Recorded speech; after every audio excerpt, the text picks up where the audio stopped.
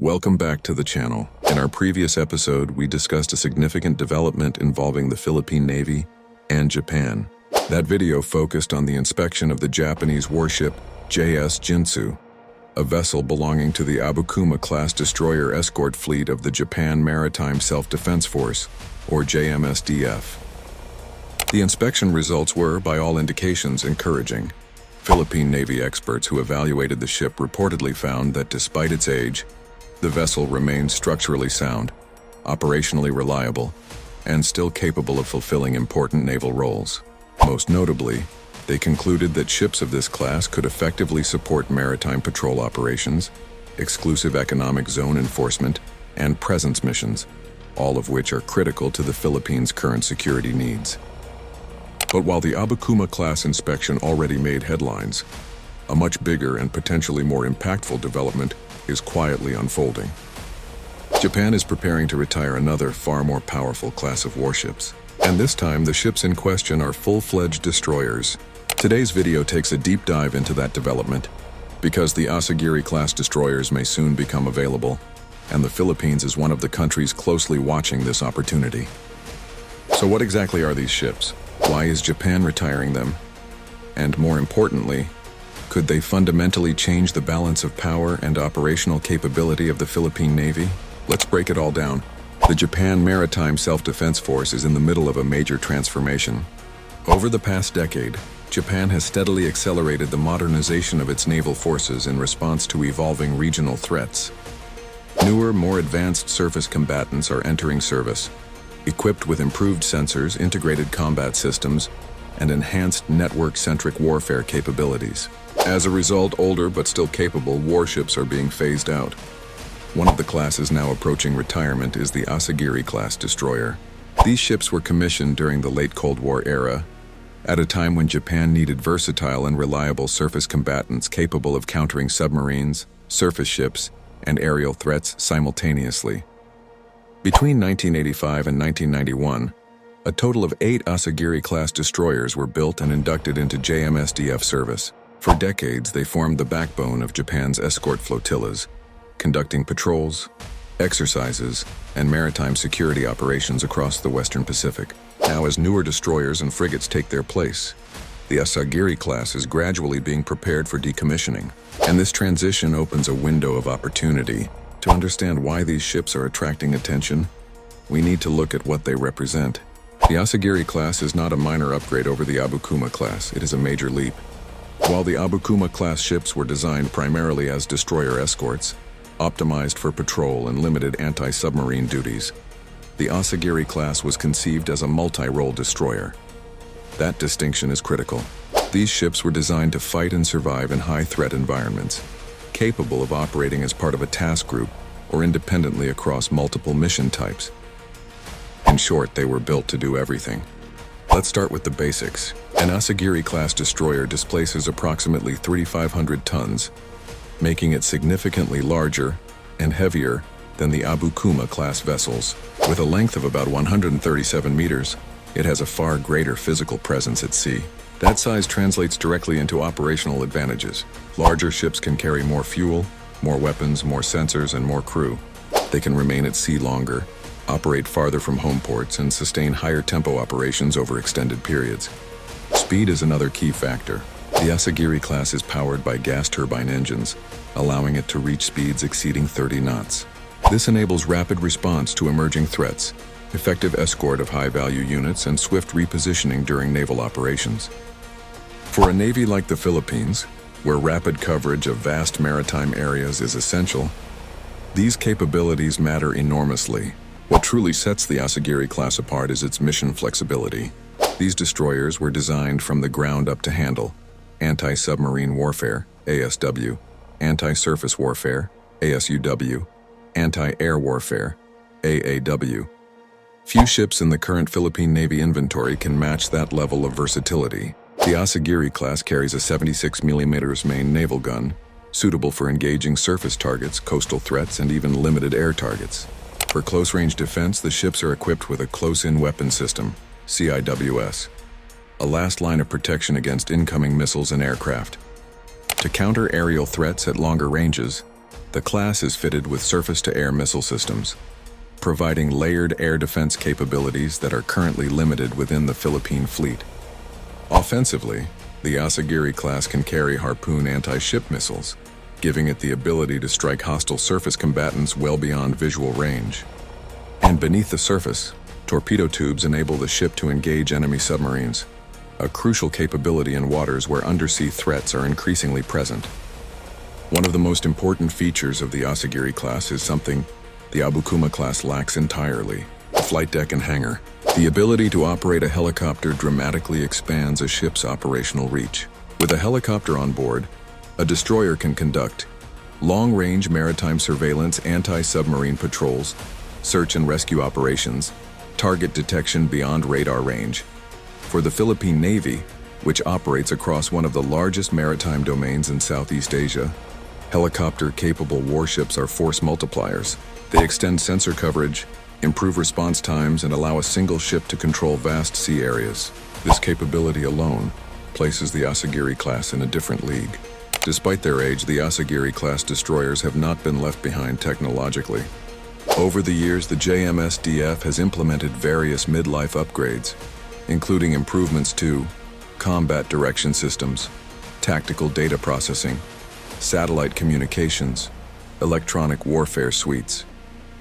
These systems allow the ship to integrate into modern naval networks, share data with allied forces, and operate effectively in joint or combined operations. For a country strengthening defense ties with partners like Japan and the United States, this interoperability is a major strategic advantage. At this point, the question becomes clear: what would the Asagiri-Class mean for the Philippine Navy? The answer is potentially a lot. While the Philippine Navy has made important progress with the Jose Rizal-class frigates and the upcoming Miguel Malvar-class, the fleet remains relatively small. Destroyers of the Asagiri-Class would instantly become some of the largest and most heavily armed surface combatants in Philippine service. Their presence alone would significantly enhance maritime deterrence, especially in contested areas like the West Philippine Sea. But this is only the beginning of the story. In Part 1, we explored how the Asagiri-Class destroyers came into service, why Japan is preparing to retire them, and what makes these ships far more capable than the Abukuma-class vessels previously inspected by the Philippine Navy. Now, in Part 2, we focus on the most important question of all. What does the Philippines actually gain if these destroyers are acquired? To answer that, we need to examine the current state of the Philippine Navy, identify its capability gaps, and see where the Asagiri-Class fits into the larger modernization puzzle. The Philippine Navy today is very different from what it was 2 decades ago. Once focused primarily on internal security and coastal patrol, the Navy has been forced to adapt to new realities, particularly the growing importance of external defense, maritime sovereignty, and regional deterrence. The introduction of the Jose Rizal-class frigates marked a historic milestone. For the first time, the Philippines fielded modern surface combatants equipped with guided missiles, advanced sensors, and digital combat management systems. The planned entry of the BRP Miguel Malvar-class patrol frigates further strengthens this progress. However, despite these improvements, significant limitations remain. The fleet is still relatively small. Long-endurance platforms are limited, helicopter-capable surface combatants are few, and perhaps most critically, multi-role destroyer-level capability is largely absent. This is where the Asagiri-class enters the picture. In naval operations, size is not just about prestige, it directly affects capability. The Asagiri-class destroyers are significantly larger than most current Philippine Navy vessels. That added size allows them to carry more fuel, increasing range and endurance, more ammunition, sustaining combat operations, larger crews, supporting complex missions, additional sensors and electronics. In practical terms, this means an Asagiri-class ship can stay at sea longer, patrol farther from home ports, and operate effectively in rougher sea conditions. For the Philippines, an archipelagic nation with over 7,600 islands, this endurance is not optional. It is essential. One of the most overlooked aspects of acquiring larger warships is their ability to act as force multipliers. An Asagiri-class destroyer does not operate in isolation. It can escort frigates and patrol vessels, lead surface action groups, provide air defense cover for nearby ships, coordinate helicopter and drone operations. In a mixed fleet, a single destroyer can significantly enhance the effectiveness of multiple smaller vessels operating alongside it. This is especially important in contested waters, where coordination, detection, and rapid response can determine outcomes long before shots are fired.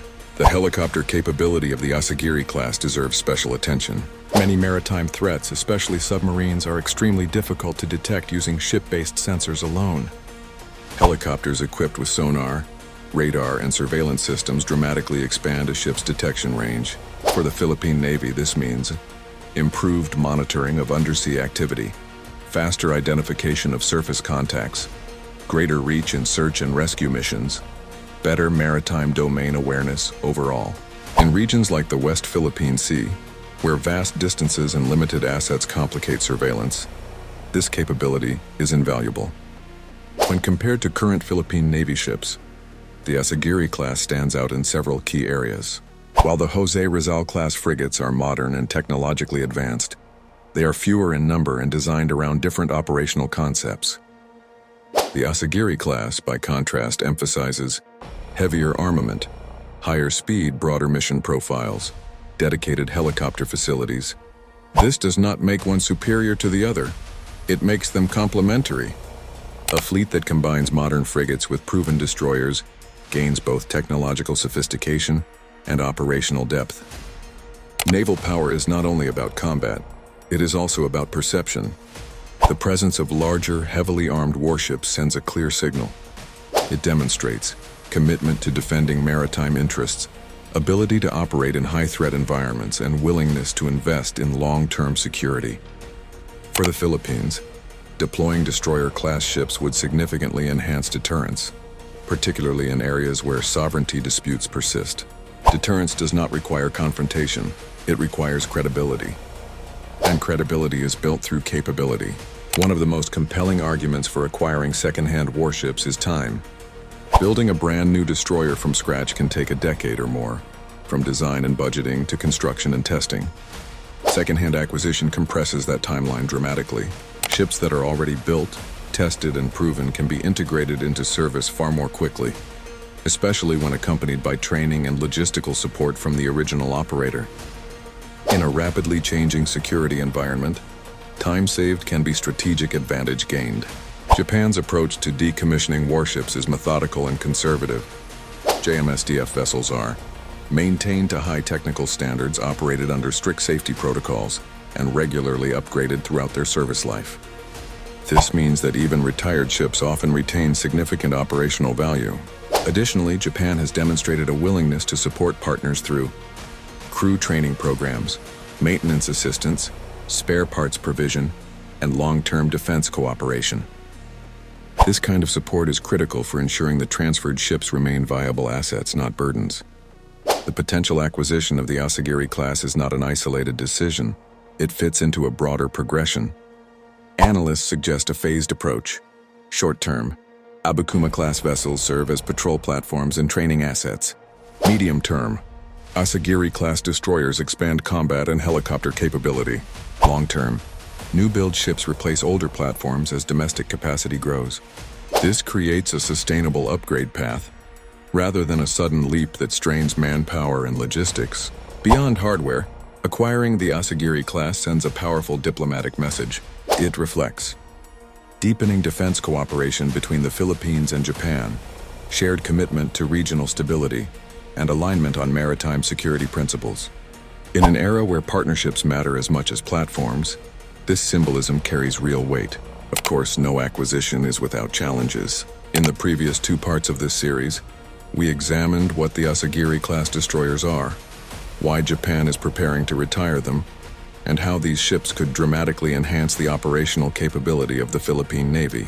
But before any final judgment can be made, we must address the critical question that always comes with major defense acquisitions. What are the risks, and are they worth it? In this final part, we will break down the challenges, the logistical realities, and the long-term strategic implications of acquiring the Asagiri-class before arriving at a clear and balanced conclusion. One of the most frequently raised concerns regarding the Asagiri-class revolves around its propulsion system. Unlike many patrol vessels and frigates that rely on diesel engines, the Asagiri-class destroyers are powered by pure gas turbine engines. Gas turbines offer clear advantages: high power output, rapid acceleration, high sustained speeds. These qualities make them ideal for fast response, escort missions, and high-intensity naval operations. However, they also come with notable drawbacks. Gas turbines generally consume more fuel than diesel engines, require specialized maintenance, demand higher technical expertise. For a Navy that has historically operated mostly diesel-powered ships, this represents a learning curve. This is where strategic planning becomes crucial. If the Philippines acquires Asagiri-Class vessels first, these ships can function as more than just patrol platforms. They become training platforms. By operating Japanese-built ships earlier, Filipino sailors and engineers can gradually develop familiarity with Japanese naval systems, experience in maintenance protocols, operational understanding of JMSDF design philosophy. Over time, this knowledge reduces the risk associated with transitioning to larger and more complex vessels like the Asagiri-class. In other words, the Asagiri-class acts as a bridge, not a shortcut. Ships do not operate themselves, people do. Destroyer-class vessels require larger crews, specialized operators, highly trained engineers, advanced command teams. This places additional demands on recruitment, training, and retention. However, this challenge is also an opportunity. Exposure to larger, more complex warships accelerates professional development within the Navy. Officers and enlisted personnel gain experience that would otherwise take decades to acquire. Japan's long-standing emphasis on training and procedural discipline also provides an ideal model for knowledge transfer. Another major consideration is sustainment. Operating destroyers is not cheap. Costs include fuel consumption, spare parts, periodic overhauls, dockyard facilities. Yet it is important to view these costs in context. Any Navy aspiring to credible external defense capability must eventually accept these expenses. The alternative, maintaining only lightly armed patrol vessels, limits strategic options and deterrence. The key is predictability and planning, not avoidance. One of the strongest arguments in favor of acquiring the Asagiri-class is timing. According to available reports and expert assessments, Asagiri-class ships may become available around 2027. Asagiri-class destroyers could follow in the early 2030s. This staggered timeline allows the Philippine Navy to gradually scale up manpower, spread costs over multiple budget cycles, align acquisitions with infrastructure upgrades. Rather than overwhelming the system, it enables controlled growth. The acquisition of destroyer-class ships would not go unnoticed. Regionally, it would signal that the Philippines is serious about maritime defense and long-term naval development. This does not mean escalation. In fact, credible naval capability often reduces the likelihood of conflict by discouraging coercion and miscalculation. A stronger Philippine Navy contributes to regional stability, rules-based maritime order, balanced power dynamics. When paired with diplomacy, deterrence becomes stabilizing rather than provocative. Beyond ships and systems, this potential transfer represents something deeper. It reflects a growing strategic trust between Japan and the Philippines. Japan does not transfer major naval assets lightly. Doing so implies confidence in responsible use, shared security objectives, long-term cooperation. This partnership extends beyond hardware into joint exercises, intelligence sharing, and coordinated maritime awareness. In the long run, these relationships may prove just as important as the ships themselves. Critics often raise a familiar argument: why acquire old ships when modern ones exist? The answer lies in capability versus availability. While new ships are ideal, they are expensive and time-consuming to build. In contrast, well-maintained second-hand ships can provide immediate capability at a fraction of the cost. Many successful navies have followed this path, using second-hand acquisitions as transitional platforms while developing long-term programs. Age does not automatically equal obsolescence. Maintenance, upgrades, and doctrine matter far more. So do the benefits outweigh the risks? When viewed holistically, the answer leans strongly toward yes. The Asagiri-class destroyers offer multi-role combat capability, helicopter operations, increased endurance and presence, enhanced deterrence, a faster path to naval credibility. The challenges, maintenance, fuel costs, and training are real, but they are manageable with proper planning and partnership support. Most importantly, they align with a broader vision of a more capable, more professional, and more credible Philippine Navy. If the Philippines ultimately secures the Asagiri-Class, it would mark a turning point, not just in fleet composition, but in strategic posture. It would signal a shift from minimal defense to measured deterrence, from limited reach to sustained presence, and from dependence to capability building. The question is no longer whether the Philippine Navy needs stronger ships. The question is whether it is ready to seize the opportunity when it appears. So now, we turn the discussion over to you. Should the Philippines actively pursue the acquisition of the Asagiri-class destroyers from Japan? Are the benefits worth the challenges? Share your thoughts in the comments below. And if you found this documentary helpful and informative, don't forget to like, share, and subscribe for more deep dive analysis on Philippine defense and military modernization. Thank you for watching. See you in the next video.